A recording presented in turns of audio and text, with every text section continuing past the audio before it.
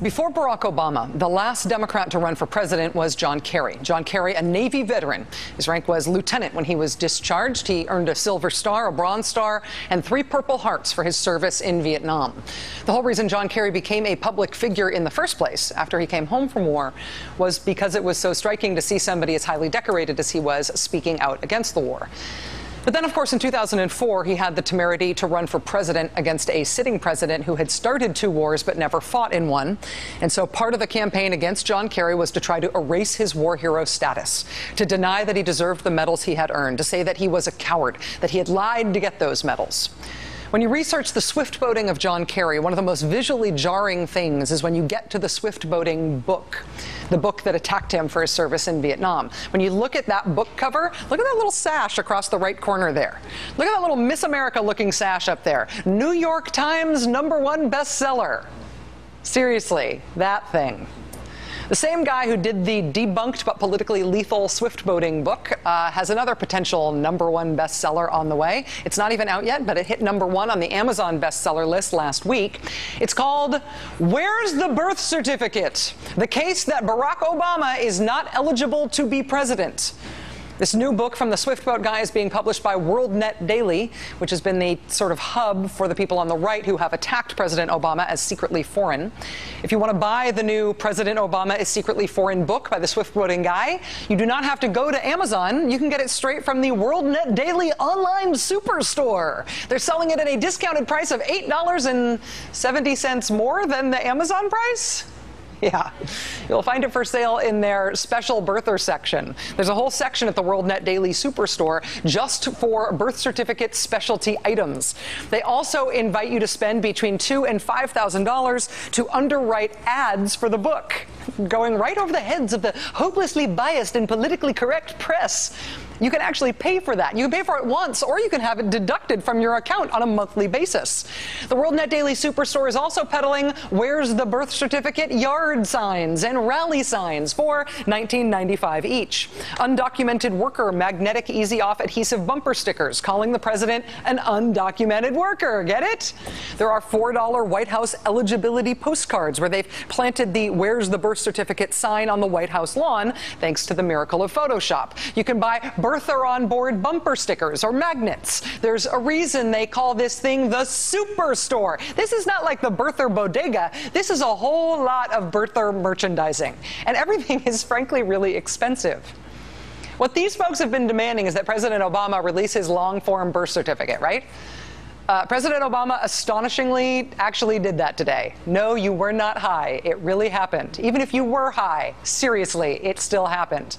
But if you had the kind of racket set up that WorldNet Daily does, if you had a money-making superstore racket set up like this all around this question, would you give up? Would you give up on this? Of course you wouldn't give this up. If you went to WorldNet Daily today to see their reaction to President Obama's birth certificate press conference, there are 2 things you would notice there. First, obviously, they still don't buy it. Under the headline, White House releases Obama, quote, birth certificate, end quote. The editor and executive officer of WorldNet Daily says, quote, it is important to remember there are still dozens of other questions concerning this question of eligibility that need to be resolved, concerning Barack Obama's parentage, his adoption, his citizenship status throughout his life. It would be a big mistake for everyone to jump to a conclusion now based on the release of this document, which raises as many questions as it answers. WorldNet Daily also floats the theory today that maybe the new birth certificate actually proves President Obama is ineligible to be president because of something inexplicable about his father. Yeah. Also, notice in terms of the graphic here, look at the graphic, the glossy photograph of the new dust jacket of the new birther book by the Swift Boating guy. WorldNet Daily assuring you today that book is still totally relevant. The Swift Boating author telling WorldNet Daily today, quote, when people read the book, they will see that Obama is not eligible to be president.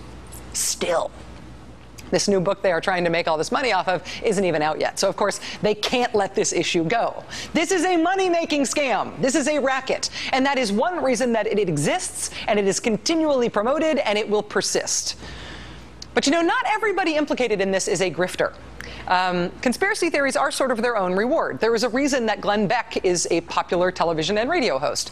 Glenn Beck, yes, is personally making money off of peddling conspiracy theories, but his viewers aren't making money off it. People enjoy conspiracy theories. We are like that as a country. JFK assassination, or the moon landing, or aliens at Roswell, or 9/11 was an inside job. Americans like conspiracy theories. We just happen to be plumbed that way. 66% of Americans think the JFK assassination was part of a conspiracy as of 2006. 36% thought it was likely the U.S. government allowed or carried out 9/11. 33% of us think aliens have visited Earth. 6% still think the moon landing was faked still.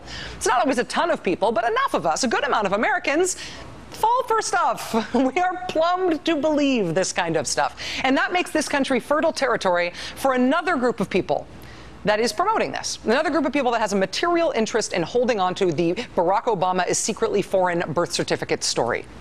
And that group is Republican politicians. Not all of them, of course, but those Republican politicians who want to push this issue for, frankly, racist political advantage. Politicians who don't want to be known as racists, necessarily, but who want to politically capitalize on resentment and unacceptance of Barack Obama as a real American president. You can't really be in mainstream National Party politics right now and be overtly white supremacist about it, but birtherism is a convenient proxy for that. The president is secretly foreign. He can't be American. He's not legitimate. He just doesn't seem right as a president, does he? Not from anything about his politics, but in his person. There's something about his body, his biography, that makes it seem like he shouldn't have been allowed to take a position like this.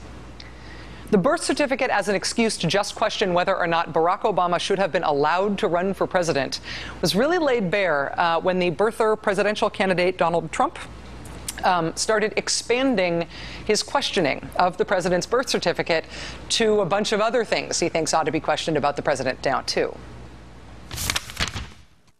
The word is, according to what I've read, that he was a terrible student when he went to Occidental. He then gets to Columbia. He then gets to Harvard. I heard at Columbia wasn't a very good student. He then gets to Harvard. How do you get into Harvard if you're not a good student? Now, maybe that's right or maybe it's wrong, but I don't know why he doesn't release his records. Why doesn't he release his Occidental records? When the president released his long-form birth certificate today, this was the response on the front page of the right-wing website, The Drudge Report. Now let's see the college records. I don't usually quote people like Donald Trump in the Drudge Report, but if there was ever any doubt about whether this was substantively about the fact of the president's birth certificate, in case there was ever any remaining doubt about that, let this make it clear, okay?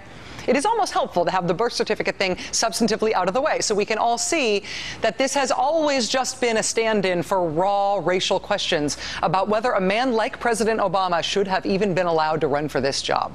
That's why Republican politicians have been pushing this. Despite all the ridicule, right? They've still been pushing it, and it has worked. It has resonated. Even Republican politicians who do not want to be known as birthers have been widely stoking this issue. There are bills demanding further documentation of the president's legitimacy in at least 13 states now. A New York Times CBS poll out last week showed 67% of Republican voters either believe President Obama was not born in the U.S. or they say they weren't sure. So Republican politicians wanting to capitalize on racial dissatisfaction, the whole idea that someone like Barack Obama was allowed to run for a job like this, they have found this to be a potent way to stir that up, to capitalize on that, to capture that. And they are not going to give that up.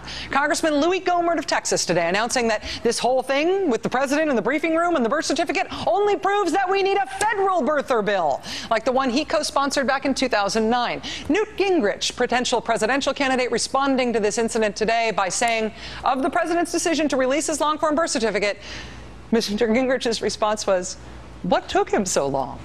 As if to say, the conspiracy continues. Why did it take so long? The Texas Republican who is behind that state's state-level birther bill announced already today that his bill is, quote, still on the table. We want to see a birth certificate, his legislative director explained. The one that we have that says birth certificate is from Mombasa, Kenya, with his footprint on it. He has still not produced an American birth certificate.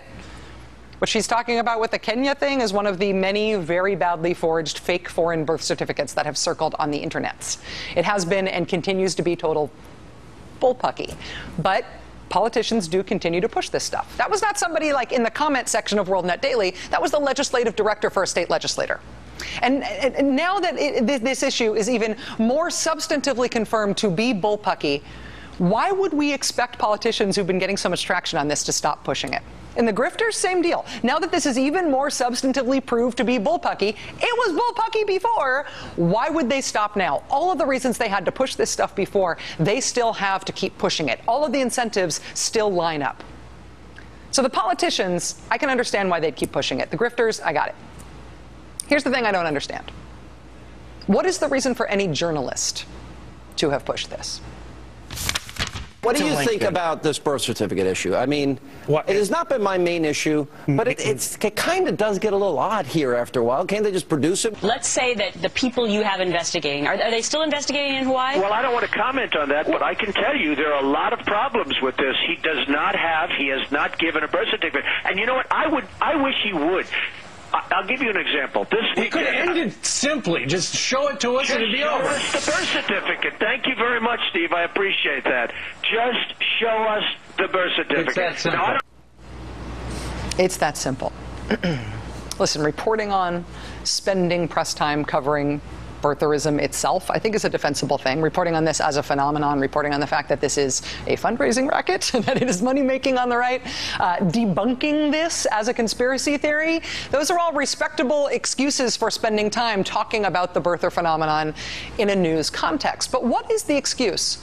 What is even the motivation? What is the explanation for journalists even not on Fox News, taking up the birther cause, pushing the idea that there are real questions about the president's legitimacy, that it is a reasonable question to wonder if the president is secretly foreign, to wonder if he's holding something out on us, to wonder if maybe he shouldn't have been allowed to run for this job. I understand why Republican politicians would do that. I understand why grifters would do that. I can imagine myself into understanding why people who work at Fox News Channel would do that. Why would a non-Fox News journalist do that? Last night, Trump was on CNN saying that he's been told the birth certificate is missing, that it's either not there or has been taken out somehow. This is a problem for the president. When the White House hears this continued claim, what does it say? Trump and others keep saying that that's not the actual birth certificate, and as you know, Hawaii, the Department of Health says that you can request a birth certificate. You put in a Freedom of Information request, and within a few weeks, you'll get a copy out of the vault. Why doesn't the president do that? Pressing the birthers' cause in the White House briefing room. Legislation undermining the president's legitimacy as an American, questioning whether he should have even been allowed to run for the presidency in the first place. That legislation has been drafted by Republicans at the state level and at the federal level. Republicans pushed it at the federal level in 2009. They're now pushing it in more than a dozen state legislatures. Cashing in on a feeling that has to go unspoken, on a sentiment that rejects the idea that somebody who looks like President Obama can be an American president. That's why Republican politicians have been pushing this as an issue. Grifters have been pushing it because this turns out to be a particularly monetizable conspiracy theory for the right. So this conspiracy theory is pushed by Republican politicians because there's racist political gain to be had from it, and it's pushed by grifters because there's money to be had. Why is it being pushed by journalists?